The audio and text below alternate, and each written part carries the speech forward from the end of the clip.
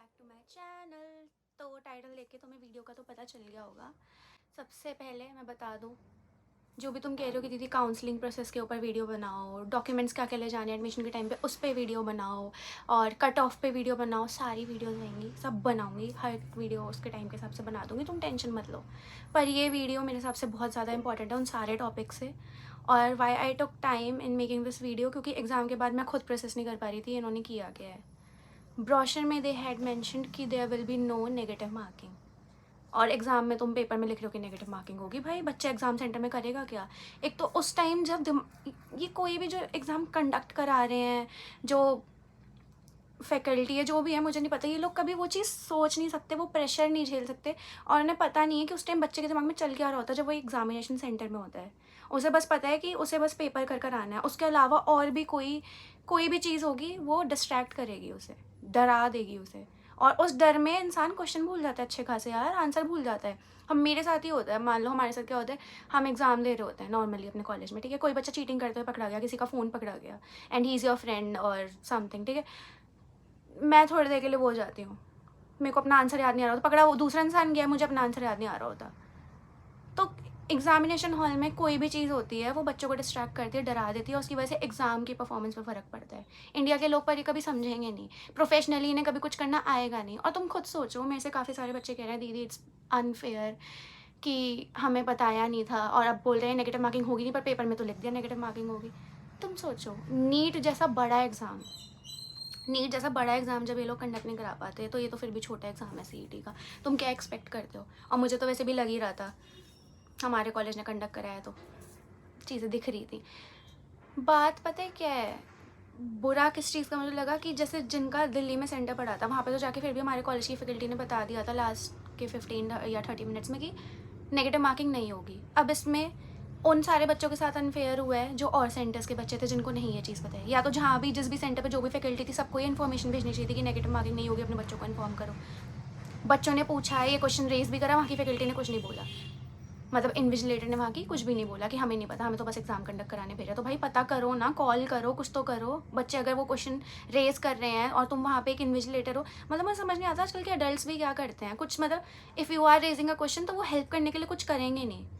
मतलब वो बच्चा जो एग्ज़ाम दे रहा है उसके दिमाग में क्वेश्चन है, भाई तुम तो फिर भी फ्री घूम रहे हो, इन्विजिलेशन ही कर रहे हो, देख लो वो क्यों कह रहे हैं, ये चीज़ पता करने की कोशिश करो। अपने एंड से वो कुछ नहीं करेंगे, बस 2 घंटे बैठ के उन्हें देखना है कि चीटिंग तो नहीं हो रही है। चाहे तुम्हारे एंड से चीटिंग हो जाए, तुमने ब्रोशर में लिखा था नो नेगेटिव मार्किंग, पर तुम नेगेटिव मार्किंग का वो पेपर में डाल दोगे ताकि बच्चे घबरा जाएं। तो ऑब्वियसली भाई ये बहुत ही बड़ी चीज़ है, क्योंकि जिस बच्चे को लगा होगा नेगेटिव मार्किंग होगी तो उसने सारे क्वेश्चन अटैम्प्ट नहीं करे होंगे, डर की वजह से कि नेगेटिव मार्किंग हो जाएगी मैं तो मार्क्स कम हो जाएंगे। और जिनको बाद में पता चल गया था कि नेगेटिव मार्किंग नहीं होगी तो उन्होंने सारे कर दिए होंगे। नेगेटिव मार्किंग ना होने का सबसे बड़ा फ़ायदा ये है कि तुम सारे क्वेश्चन अटैम्प्ट कर सकते हो, तुम तुक्का मार दो, कुछ भी कर दो, तुम सारे क्वेश्चन अटैम्प्ट करके आ सकते हो। पर बच्चों के साथ ये चीज़ हो गई कि वो नहीं अटैम्प्ट कर पाए। कुछ बच्चे, मेरे को बहुत बच्चों ने कहा कि दीदी मैंने फ़िज़िक्स के काफ़ी क्वेश्चन छोड़ दिए क्योंकि मैं नहीं कर कर आ पाई थी, क्योंकि मुझे लगा नेगेटिव मार्किंग होगी तो मैंने छोड़ दिए। अब इसका कॉलेज वाले क्या करेंगे, ये तो बैठ जाएंगे, या तो सिलेक्शन, मतलब अब रिजल्ट निकाल के सिलेक्शन करके दे देंगे एडमिशन, बाकी बच्चों का क्या, क्या ही बोल रहे हैं यार, इस चीज़ का तो कोई सोल्यूशन भी नहीं है। पर तो मैं क्लियर कर दूँ, मैंने भी अपने कॉलेज में पता करा था, उन्होंने कहा था नेगेटिव मार्किंग नहीं होगी, पेपर ऐसे ही चेक करे जाएंगे। काफ़ी क्वेश्चन में मिस प्रिंट भी था, मतलब एक एग्ज़ाम नहीं तुम कंडक्ट ढंग से करा पा रहे, क्या बोलूँ मैं फिर।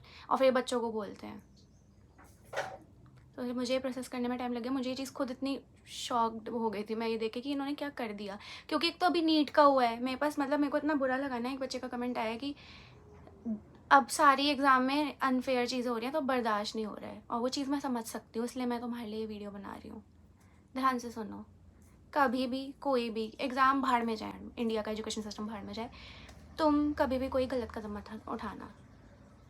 It doesn't matter how many drops you took. मेरे पास बहुत सारे बच्चों के मैसेज आए थे, किसी ने 8 साल ड्रॉप करा है, 6 साल ड्रॉप करा है। मुझे पता है इस टाइम पे आके लगता है कि तुम कुछ भी नहीं कर सकते, फैमिली का पैसा बर्बाद करा दिया, सब कुछ, पर प्लीज़ प्लीज़ प्लीज़ प्लीज़ कुछ गलत कदम मत उठाना। सबसे पहले तो मैं वीडियो इसलिए बना रही हूँ क्योंकि मैंने देखा बहुत सारे डिप्रेस बच्चे हैं यार, मेरे को इंस्टा पे डीएम्स आया और उसके बाद मुझे लगा कि ये वीडियो तो बनानी ही चाहिए। जैसे मैंने बोलता नीट सब कुछ नहीं है, ये छोटा सा एग्ज़ाम भी ये भी कुछ नहीं है, ठीक है। तुम्हारा अच्छा गया, तुम्हारा अच्छा नहीं गया, नेगेटिव मार्किंग की वजह से तुम घबरा गए, बहुत सारे बच्चे सेंटर पे टाइम पे नहीं पहुंच पाए थे, नहीं दे पाए, कोई नहीं। काफ़ी चीज़ें हैं, प्राइवेट कॉलेजेस भी हैं, तुम किसी से भी कर सकते हो। सबसे बड़ी तो एक चीज़ मुझे लगती है कि बहुत लोगों के पेरेंट्स अंडरस्टैंडिंग होती हैं, बहुत अच्छी चीज़ है, क्योंकि इस टाइम पे पेरेंट्स का अंडरस्टैंडिंग होना सबसे बड़ी चीज़ है। जिनके पेरेंट्स अंडरस्टैंडिंग नहीं है, इट्स ओके, नहीं समझ पा रहे वो उन्हें मत समझने दो, पर तुम कभी कोई गलत स्टेप मत उठाना। सबसे पहले तो ये बात हो गई, ठीक है। अब दूसरा, आगे का क्या क्या करें। देखो यार, बहुत सारे प्राइवेट कॉलेजेस है, ठीक है। मेरे पास एक का कमेंट आया था कि उसने 8 साल नीट में वेस्ट कर दिए हैं। अब उसे कॉन्फिडेंस किसी में भी नहीं है, ना उसे एम्स पैरामेडिकल में कॉन्फिडेंस है, ना उसे बीपीटी में कॉन्फिडेंस है, तो वो आगे करे क्या। मैंने कहा भाई तूने इतना टाइम नीट को दे दिया, तो इतना टाइम किसी और कोर्स में दे दे, बीइट एम्स पैरामेडिकल, बीइट बीपीटी, तुम उसमें अच्छा कर लोगे। और ज़रूरी नहीं है कि मैं फिजियोथेरेपी के बारे में वीडियो बनाती हूँ तो तुम फिजियोथेरेपी ही करो, कुछ भी कर सकते हो, बहुत सारी अच्छी चीज़ें होती है। मुझे फिजियोथेरेपी पसंद थी, आई चोज़ दैट। इसका मतलब ये नहीं है कि तुम्हें भी फिजियोथेरेपी करने की ज़रूरत है। सबसे पहले एक कॉपी और पेन लो, कोई भी 3, ज़्यादा नहीं, कोई भी 3 अच्छे कोर्सेज़, अच्छे भी नहीं, जिसमें तुम्हारा इंटरेस्ट है, जिसमें भी। मैं जैसे पहले भी बोला था अपनी वीडियो में, मेरा हमेशा से था, मुझे ये चीज़ क्लियर थी, if not NEET then BPT. मेरा बीपीटी हमेशा से था ऑप्शन कि मुझे ये तो करना है, अगर नीट नहीं हुआ तो, और वही चीज़ मैं कर रही हूँ। तो कभी भी तुम्हें लाइफ में रिग्रेट नहीं होना चाहिए। ज़रूरी नहीं है मेडिकल ऑप्शन ही होना चाहिए, परसू योर हॉबी, कोई भी चीज़। भाई बहुत लोगों का आर्ट, मेरा भी था, मैं आर्ट एंड क्राफ्ट में बहुत ज़्यादा मेरा इंटरेस्ट था, तो पहले मैं वो भी सोचती थी बीएफए करने की, बैचलर्स इन फाइन आर्ट्स, तो बहुत सारी चीज़ें होती हैं। और जब लोग कहते हैं कि दीदी फिजियोथेरेपी के बाद इतनी सैलरी नहीं है या इसमें इतना स्कोप नहीं है, तो तुम कोई ऐसी चीज़ करो जिसमें तुम्हारा इंटरेस्ट है, स्कोप तो क्योंकि किसी में भी नहीं है। तो ज़रूरी नहीं है तुम्हें साइंस बैकग्राउंड में जाना है, यू हैव एंडलेस ऑप्शन। ज़रूरी नहीं है कि तुमने साइंस लिया तो you are only limited towards medical courses. बहुत सारे ऑप्शन हैं, तुम कुछ भी कर सकते हो। वो सोचो तुम्हें जो करना है, फोकस ऑन योर सेल्फ। बहुत हो गया यार, तुम लोगों ने बहुत टाइम दे दिया, बहुत, मतलब मैं ये चीज़ सोचती हूँ, ठीक है मैंने मान लिया कि एमबीबीएस के बाद तुम्हें अच्छी खासी सैलरी मिल जाती है, पीजी के बाद अच्छी खासी सैलरी मिल जाती है, पर मैंने जैसा तुम्हें बताया, पर उसके बाद कोई लाइफ नहीं है। उस सैलरी का करोगे क्या, जिससे तुम जी ही नहीं पाओगे। क्या करोगे मेरे को बताओ। मैं देख रही हूँ अपने भैया को, कोई लाइफ नहीं है। तो तुम कुछ भी करो। तुमने अपने लोगों ने अपने 20s वेस्ट कर दिए नीट देने में, मैं मानती हूँ, पर नीट भी एक लाइफ का पार्ट है, नीट लाइफ नहीं है। सोचो तुमने अपने लाइफ का कितना मेजर पार्ट, जिन्होंने 6-6, 8-8 साल ड्रॉप करा, तुमने कितना मेजर पार्ट लाइफ का नीट को दे दिया। हर किसी चीज़ की, क्योंकि एक एज होती है, तुम मानो चाहे ना मानो। पढ़े इंसान कभी भी सकता है, मैं ये नहीं कह रही तुम कितनी भी लेट एडमिशन लो, पढ़े इंसान कभी, पर हर किसी चीज़ की, ज़िंदगी जीने की, घूमने की, और जो भी तुम्हारी हॉबीज़ है, जो भी तुम्हें करना है, कि मेरे को सिंगिंग में करियर परस्यू करना है, मुझे साइड बाय साइड गिटार से कुछ भी करना है, हर किसी चीज़ की एक एज होती है। 30 के बाद वो करोगे, या ट्रैवल कर रहे हो, मान लो ट्रैकिंग करने जा रहे हो, 30 के बाद तुम्हारे लेग्स पेन करेंगे भाई, उतनी एनर्जी नहीं रहेगी जितनी तुम्हारी 20s में है। तो तुमने सोचो कितना बड़ा अपना यूथ का टाइम सिर्फ इस एक एग्ज़ाम को दे दिया, और कोई भी एग्ज़ाम हो उसको दे दिया, और इन लोगों से एक एग्ज़ाम भी ढंग से कंडक्ट नहीं कराया जा रहा। इन्हें बस, एक बच्चा अपना पूरा साल ख़राब करता है, इन्हें उस चीज़ की परवाह, इन्हें समझ ही नहीं आता कि भाई उसकी एज जा रही है, वो साल कर, कितनी बड़ी चीज़ है ये, कोई नहीं देखता। ड्रॉप को भी लोगों ने इतना नॉर्मलाइज कर दिया आजकल, मैं ये चीज़ देखती हूँ। बट नॉर्मलाइज होना नहीं चाहिए, नॉर्मलाइज और लोगों को वो भी नहीं करना चाहिए कि ड्रॉप एक बहुत बड़ी चीज़ है। जो लोग होते हैं ना कि हाँ हमारा बच्चा तो कॉलेज में, तुम्हारा बैठा हुआ है, भाई बैठा हो तो उसका मतलब ये नहीं कि तुम्हारा जो कॉलेज में बच्चा है वो उससे ज़्यादा सुपीरियर है। बहुत बड़ी चीज़ है एक ड्रॉप, और ये लोग समझते नहीं है, ये चीज़ मुझे भी समझ नहीं आती क्यों। जो बच्चा उस टाइम गो थ्रू कर रहा, तो तुम्हारा बच्चा कॉलेज में जाके आवारागर्दी कर रहा है, वो लोग वो नहीं देखते, पर जो बच्चा घर में बैठा है सिर्फ पढ़ने के लिए, लोग उसे देखते हैं।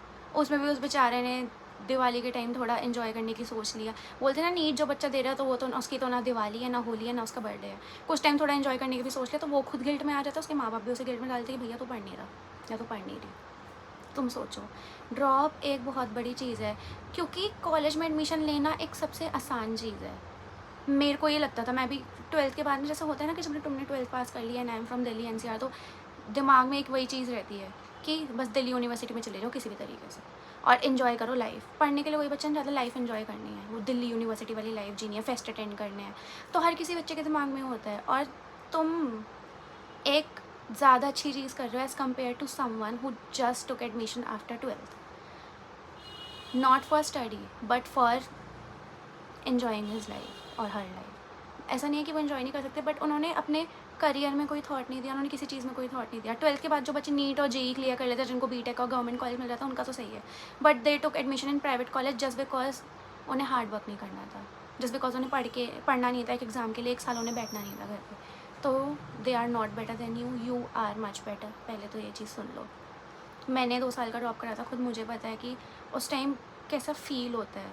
मेरे को तो वो 2 साल ही भारी पड़ गया था। मैं तो जब सुनती हूँ बच्चों का 6 साल 8 साल, भैया मैं नहीं कर सकती थी इतना। और तुम कर रहे हो तो मेरा सैल्यूट है तुम लोगों को कि तुमने करा, कैसे तुमने करा, कैसे झेला।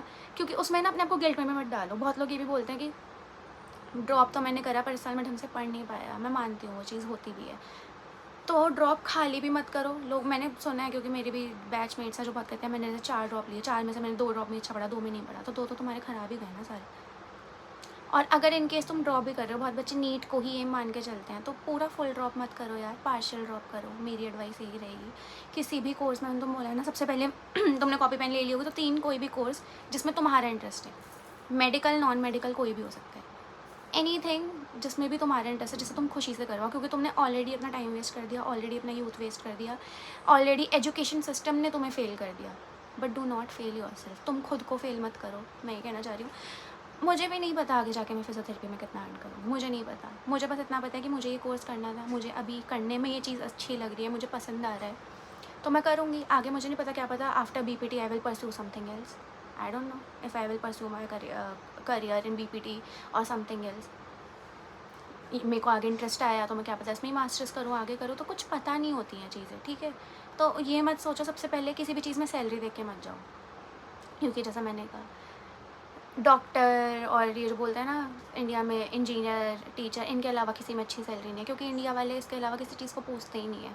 मतलब तुम बाहर जाओगे ना तो तुम देखोगे कि बच्चे बचपन से पूछते हैं अपना करियर बनाने में कि I want to be a singer और I want to be a dancer. मतलब वो उसको एज अ कैरियर रखते हैं, not a hobby, as a career. क्योंकि उनके पेरेंट्स उन्हें उतनी वो देते हैं, पेरेंट्स क्या, पूरा एजुकेशन सिस्टम, मतलब वहाँ का माहौल ही ऐसा होता है, उन्हें इतनी आज़ादी मिल ही जाती है। इंडिया में तो बस बचपन से डाल दिया जाता है, बच्चा पैदा हुआ टीचर, डॉक्टर, अब तो लॉयर भी आ गया चलो, पर और इंजीनियर, मतलब कुछ ही ऑप्शन हैं, बाकी तो सारे फालतू के हैं।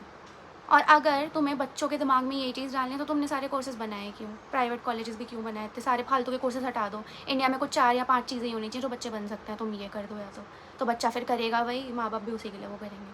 नहीं तो और किसी कोर्स में जा रहा है तो उसको भी हर किसी चीज़ की, जैसे मैंने इस वीडियो में बताया था कि नर्सिंग वर्सेस BPT में हर किसी की अपनी वैल्यू होती है, किसी के बिना कंट्री नहीं चल सकती। हर एक प्रोफेशन की अपनी वैल्यू होती है, किसी चीज़ के बिना कोई चीज़ चल नहीं सकती। तो कोई भी काम तुम करोगे, तुम्हारी ज़रूरत है, तो अपना 3 कोई भी कोर्स लिखो और उनके बारे में फिर अच्छे से सर्च करो। उनके बारे में देखो कि उसमें कौन, उस फील्ड में कौन कौन सक्सेसफुल इंसान निकले हैं, उनको सर्च करो, उनके बारे में देखो, अच्छे से देखो। कोई भी जैसे बीट फिजियोथेरेपी, बीट BMLT वगैरह कोर्सेज होते हैं, रेडियोलॉजी होती है बहुत सारी, उनके बारे में मुझे भी नहीं इतने अच्छे से पता। वो बोलते हैं रेडियोलॉजी में भी अच्छी इनकम होती है, तो सिर्फ उनकी वीडियो में देखो जो कहते हैं अच्छी इनकम होती है, उनको देखो जिन्होंने अच्छी इनकम जनरेट कर रखी है, ठीक है। क्योंकि जैसा मैंने बताया कि फिजियोथेरेपी की स्टार्टिंग इनकम इतनी होती है और बाकी एंडलेस है। बहुत लोग 1 लाख भी कमा रहे हैं, पर मैं नहीं कह सकती कि भाई 1 लाख तुम कमाओगे, क्योंकि जब तक मैं नहीं कमा लूँगी मैं नहीं बोल सकती कि तुम कमा सकते हो, है ना। जब तक मुझे नहीं पता कि कैसे कमाएंगे भाई, तो मैं तुम्हें बस इतना बता सकती हूँ जितना मैंने सुना है। तो वो 3 लिखो चीज़ें तुम अपने टॉपिक्स, मतलब कोर्सेज जो तुम्हें करने हैं, लिखो उसमें कितना टाइम जाएगा तुम्हारे, कितने ईयर्स जाएंगे। दूसरा ये लिखो कि तुम्हारी उसमें खुशी है कि नहीं। दूसरा उसके प्राइवेट और गवर्नमेंट कॉलेजेस अच्छे से निकाल के रख लो, कौन से गवर्नमेंट है, कौन से प्राइवेट अच्छे कॉलेजेस हैं, ठीक है।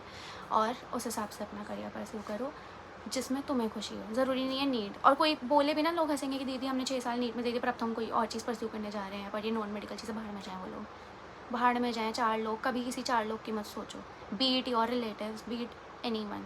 बस try to convince your parents. तुम्हारे पेरेंट्स किसी भी चीज़ में तुम्हारे साथ है तो तुम अच्छा करोगे, ठीक है। तो मुझे ये वीडियोस लिए बनानी थी कि you have so many opportunities, so much to do in your life. Do not waste your years for these exams जिन्हें ढंग से कंडक्ट कराना नहीं आ रहा। मैं तो कह रही हूँ लोगों को बैन कर देना चाहिए। पता नहीं कैसे, मतलब क्या ही बोले, कुछ नहीं कहना चाहती मैं इंडिया के एजुकेशन सिस्टम के बारे में। अब इन्होंने पूरा फेल कर दिया है, पूरा फालतू की चीज़ें करते रहते हैं। पर भैया ना बोलना शुरू करो तो इसके लिए तो कोई एंड ही नहीं है, इनको एग्ज़ाम ही कंडक्ट कराना नहीं आ रहा है। तो तुम अपने 3 टॉपिक लिखो, उसके बारे में सर्च करो अच्छे से, जिसमें भी तुम्हारा इंटरेस्ट है उसमें जाओ। और मुझे कमेंट में बताओ तुमने कौन से 3 चूज़ करे हैं, किस में तुम्हारा इंटरेस्ट है। मैं कोई हेल्प कर पाई उसके बारे में सर्च करके तो मैं तुम्हारी पूरी हेल्प करूँगी। तुम्हें अगर रिसोर्सेज नहीं मिल रही होंगी तो I try to help you guys. और all the best for your future. तुम जो भी करोगे अच्छा करोगे, मुझे बस इतना पता है। कुछ भी करोगे, मुझे क्योंकि उस 2 सालों में मुझे भी नहीं पता था मैं क्या करूँगी, मुझे कुछ भी नहीं पता था।